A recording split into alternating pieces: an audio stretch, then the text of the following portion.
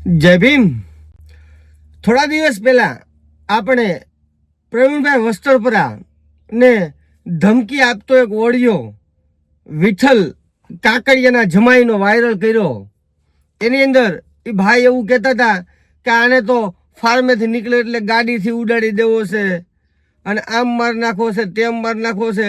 આવા એને મારી નાખવાના જે પ્લાનિંગ, જે ષડયંત્રો થતા હતા એ બાબતનો આપણે ઓડિયો રેકોર્ડિંગ વાયરલ કર્યું.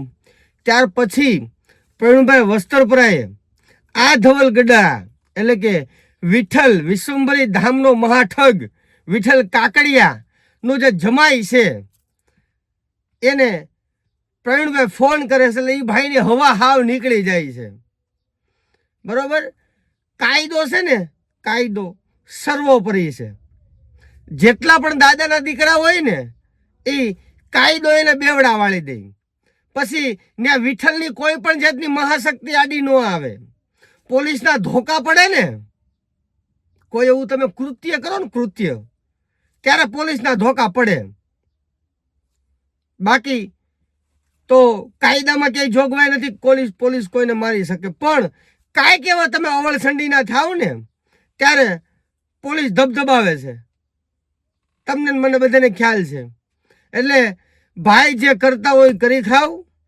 ઓલાનું અપહરણ કરી નાખવું, ઓલાને ગાડીની ડેકીમાં નાખી, નરેશવાળાની ગાડીની ડેકીમાં નાખીને તાપીની અંદર ડૂબકીયું મરાવી, સંજય કાપડિયાને ભેસાણથી ઉપાડી અને છેક ત્યાં વિશ્વંભરી ધામમાં લઈ જઈ અને પબ્લિકની વચ્ચે છોડી એનો કાસ કાઢી નાખવો, એટલે કે એનું મર્ડર કરી નાખવું.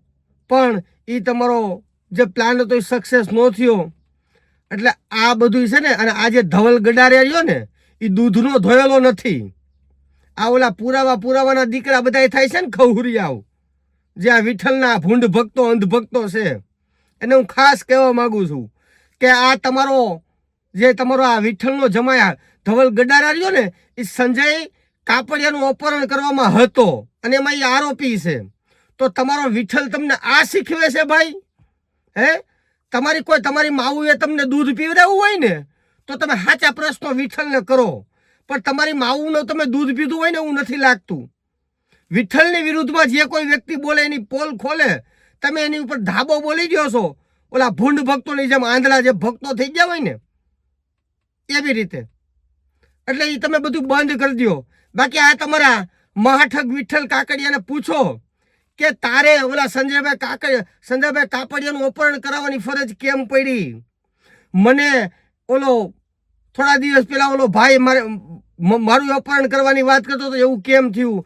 પછી આ ધવલ ગડારાએ આ પ્રવીણભાઈ વસ્ત્રપરાને મારી રાખવાના પ્લાન હું કામ બનાવ્યા? અને એ પાછા મહાપાત્ર કહેવાતો મહાઠગ વિઠ્ઠલના હુકમથી એવું એ રેકોર્ડિંગમાં બોલતો હતો. તો આજે ઓલા ખહુરિયા છે ને એને હું કહેવા માંગુ છું કે આ તમારા આતાને પૂછો તો આવું હું કામ થાય છે, હું કામ આવું તમે કરાવો છો? લય હાયલા છો હાળા અક્કલ મઠાવ.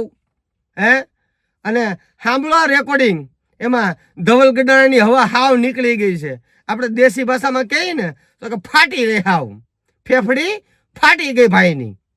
સાંભળો આ રેકોર્ડિંગ. અને જેટલા પણ આના જે ભૂંડ ભક્તો છે ને, ભૂંડ ભક્તો વિઠ્ઠલના, એની સુધી આ વિડીયો પહોંચાડો.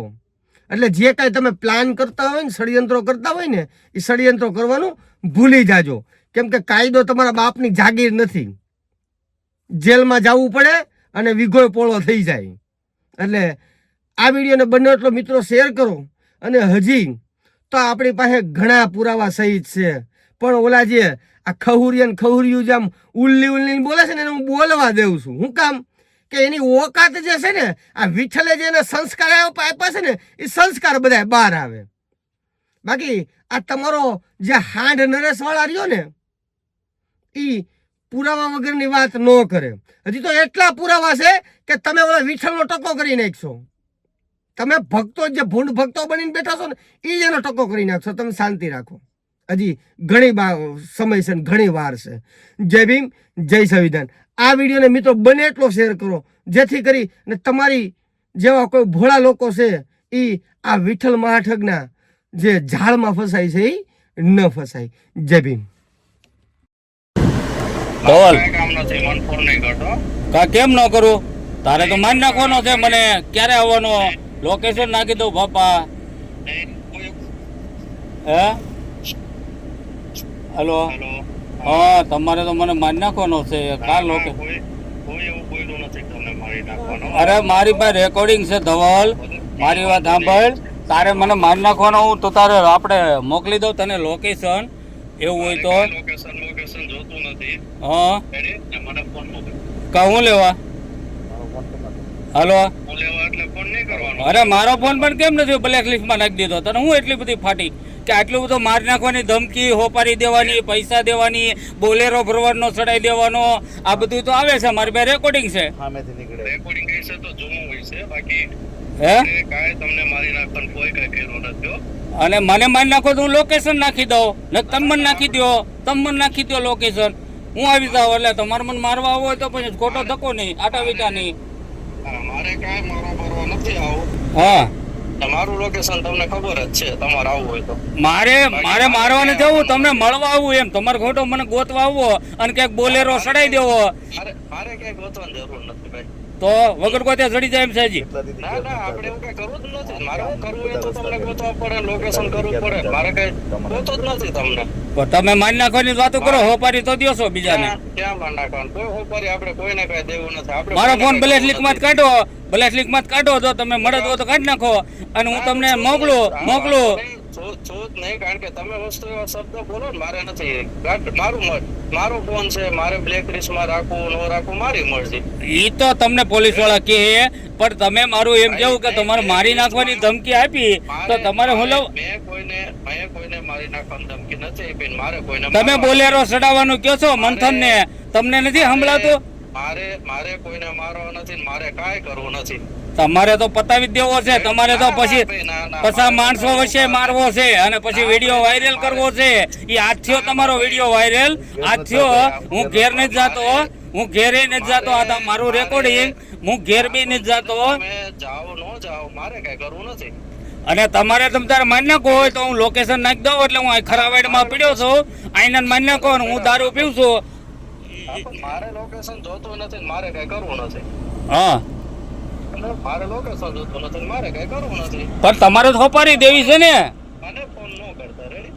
ફોન તો કરવો પડે ને, તમારે હોપારી દેવાની છે. સાહેબે કીધું મને. મારે કાંઈ કોઈને કઈ કરવું નથી. કીધું તો ખરા તમને. કેટલા હજારની હોપારી દેવી છે? મારે કઈ કરવું નથી ને મને ફોન ન કરતા. અરે પણ તમે હોપારી દીધી ઈ તો જોવો તમે. હાલો